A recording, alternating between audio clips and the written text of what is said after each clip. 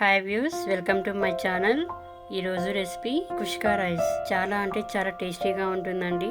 చాలా సింపుల్గా ఎలా చేయాలో తెలుసుకుందాము. ముందుగా మా ఛానల్ని సబ్స్క్రైబ్ చేసి అలాగే పక్కనే ఉన్న బెల్ సింబల్ని యాక్టివేట్ చేయడం మర్చిపోకండి. ఇప్పుడు రెసిపీలోకి వెళ్ళిపోదాం. నేను 2 గ్లాసెస్ రైస్ తీసుకున్నానండి. దానికి సరిపడా పాత్ర పెట్టుకున్నాను. ఇందులో ఆయిల్ 1 కప్పు వేసుకోండి. నూనె బాగా కాగాక చెక్క కొంచెం, లవంగాలు 2, షాజీరా 1/2 స్పూను, అనాస పువ్వు 1, ఇలాచీ 2, చిటికెడు టేస్టింగ్ సాల్ట్ అండి, జాజికాయ 1/2 పీసు, దంచి పెట్టుకున్న పౌడర్ వేసుకుంటే చాలా టేస్టీగా కూడా ఉంటుందండి. బిర్యానీ ఆకు 2, మరాఠీ మొగ్గు 3 వేసి అందులో 2 తరిగిన ఉల్లిపాయలు వేసి 2 నిమిషాల పాటు వేగనివ్వండి. కొంచెం బ్రౌన్ అయ్యేంత వరకు వేగించుకోవాలి. ఇప్పుడు 2 పచ్చిమిర్చి తరిగినవి వేసి అందులో అల్లం వెల్లుల్లి పేస్ట్ 1 స్పూన్ వేసి మరో 1 నిమిషం పాటు వేగనివ్వండి. అలాగే తరిగిన 3 టమాటాలు వేసి మరో 2 నిమిషాల పాటు వేగనివ్వాలి.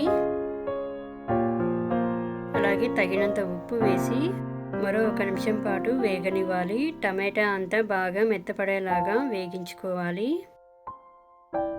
అందులో పిడికెడు పుదీనా వేసుకోవాలి. మరో 2 నిమిషాల పాటు మీడియం ఫ్లేమ్లోనే వేగించుకోవాలి. ఇప్పుడు వాటర్ పోసుకోవాలి. మామూలు రైస్ అయితే డబుల్ క్వాంటిటీగా పోసుకోవాలి. అదే బాస్మతి రైస్ అయితే 1:1 క్వాంటిటీలో పోసుకోవాలి. నేను 2 గ్లాసెస్ రైస్ తీసుకున్నానండి. అంటే 4 గ్లాసెస్ వాటర్ పోసుకుంటున్నాను.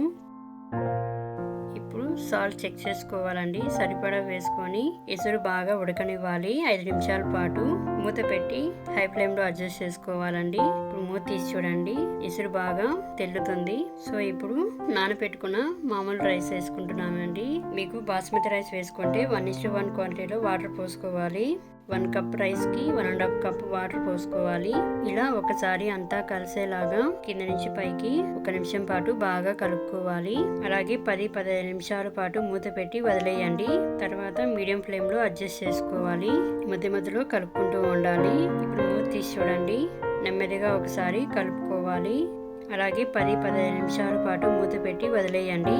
మీడియం ఫ్లేమ్లో అడ్జస్ట్ చేసుకోవాలి. ఆవిరికి అంతా అన్నంకి ఎసురు పీల్చేస్తుంది. ఇప్పుడు మూత తీసి చూడండి, నెమ్మదిగా ఒకసారి అంతా కలిసేలాగా కలుపుకోవాలి. ఎసురు అంతా లేకుండా ఉడికిపోయింది. మరో 5 నిమిషాల పాటు వదిలేయండి. స్టవ్ ఆఫ్ చేసి డ్రై అయిపోతుంది. పొడి పొడిగా కుష్కా రైస్ రెడీ అయిపోతుంది.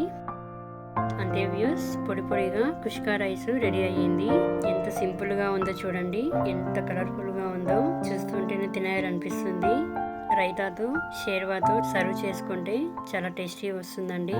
మీరు కూడా తప్పకుండా ట్రై చేయండి. మీకు ఎలా వచ్చిందో టేస్ట్ చేసి మాకు కామెంట్ ద్వారా తెలియజేయండి. మీకు ఎలాంటి రెసిపీస్ కావాలో కూడా మాకు తెలియజేయాలని కోరుకుంటున్నాను. మీకు ఈ రెసిపీ నచ్చితే దయచేసి లైక్ చేసి మీ ఫ్రెండ్స్కి కూడా షేర్ చేయండి. ప్లీజ్ మా ఛానల్ని సపోర్ట్ చేయండి. Thank you for watching. నమస్తే.